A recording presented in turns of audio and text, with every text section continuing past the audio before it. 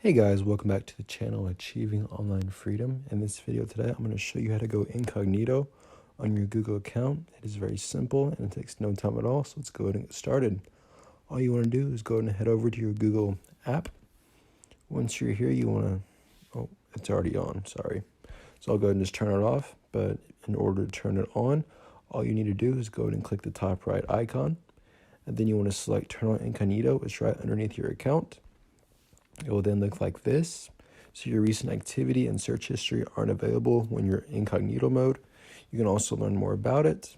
So activity will not be saved to your Google account. Information from your Google account won't be available. Also, you need to remember that activity might still be visible to your internet service provider, to your employer or school, to websites you visit, or in the iOS app privacy report. But if you turn off incognito mode, your incognito activity will be cleared from the app. So when you search things, it might not have it in your history, but some people might still be able to see what you're searching.